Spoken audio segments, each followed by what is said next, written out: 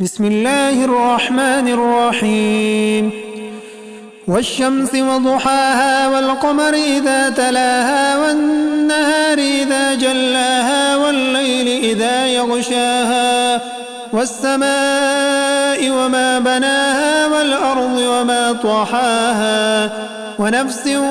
وما سواها فألهمها فجورها وتقواها قد أفلح من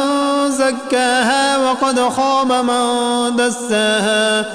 كذبت ثمود بطغواها إذ انبعث أشقاها فقال لهم رسول الله ناقة الله وسقياها